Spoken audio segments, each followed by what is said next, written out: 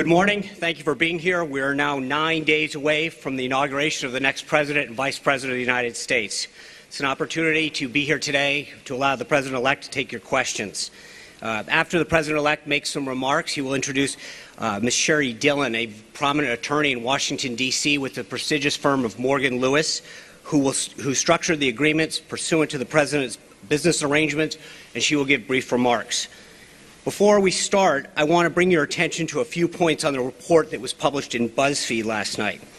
It's frankly outrageous and highly irresponsible for a left-wing blog that was openly hostile to the President-elect's campaign to drop highly salacious and flat-out false information on the Internet just days before he takes the oath of office. According to BuzzFeed's own editor, there are some serious reasons to doubt the allegations in the report.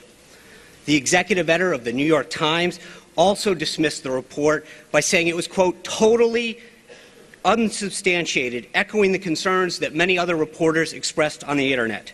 The fact that BuzzFeed and CNN made the decision to run with this unsubstantiated claim is a sad and pathetic attempt to get clicks. The report is not an intelligence report, plain and simple. One issue that the report talked about was the relationship of three individuals associated with the campaign. These three individuals, Paul Manafort, Michael Cohen, and Carter Page. Carter Page is an individual who the President-elect does not know and was put on notice months ago by the campaign. Paul Manafort has adamantly denied any of this involvement, and Michael Cohen, who is said to have visited Prague in August and September, did not leave or enter the United States during this time.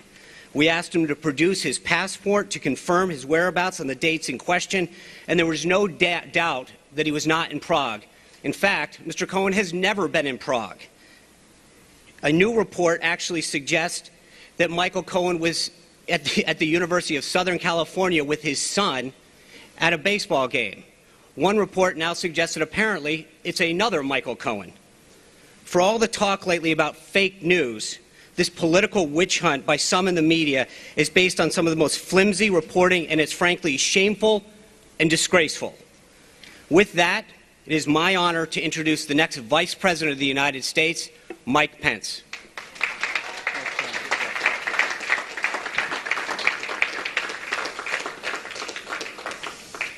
We are 9 days away from the inauguration of the 45th President of the United States of America.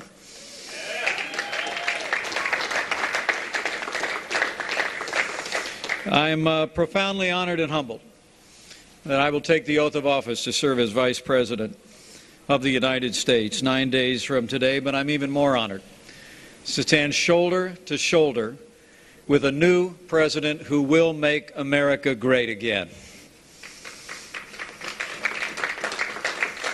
Now, the President-elect's leadership and his energy during the campaign was impressive. But as the chairman of the transition effort, I can assure the American people that his energy and his vision during the course of this transition has been even more inspiring. To see the way he has brought together men and women of extraordinary capability at a historic pace in this cabinet. 19 of the 21 cabinet officials have been announced. 9 committee hearings already scheduled, 7 more soon to go on the books in the next several days. And it is a compilation of men and women with an unprecedented caliber of leadership and background to help this administration move our nation forward. Perhaps that's why there's been such a concerted effort by some in the mainstream media to delegitimize this election and to demean our incoming administration. You know, I have long been a supporter of a free and independent press, and I always will be. But with freedom comes responsibility.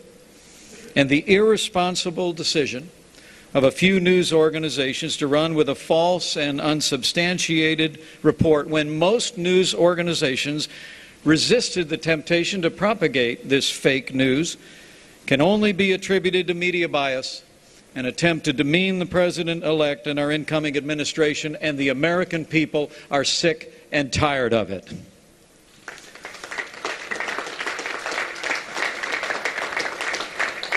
But today, we'll get back to real news, to real facts, and the real progress our incoming president has already made in reviving the American economy and assembling a team that will make America great again.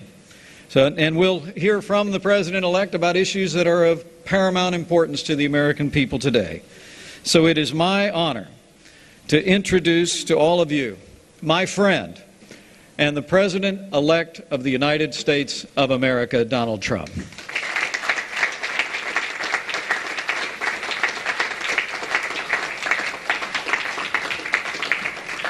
Thank you very much. It's very familiar territory, news conferences, because we used to give them on a almost daily basis. I think we probably maybe won the nomination because of news conferences, and it's good to be with you. We stopped giving them because we were getting quite a bit of inaccurate news, but I do have to say that, and I must say that I want to thank a lot of the news organizations here today, because they looked at that nonsense that was released by maybe the intelligence agencies, who knows, but maybe the intelligence agencies, which would be a tremendous blot on their record if they in fact did that, a tremendous blot, because a thing like that should have never been written, it should never have been had, and it should certainly never have been released. But I want to thank a lot of the news organizations, for some of whom have not treated me very well over the years, a couple in particular, and they came out so strongly against that fake news and the fact that it was written about by primarily one group and one television station. So I just want to compliment many of the people in the room. I have great respect for the news and great respect for freedom of the press and all of that, but I will tell you there were some news organizations, with all that was just said, that were so professional, so incredibly professional, that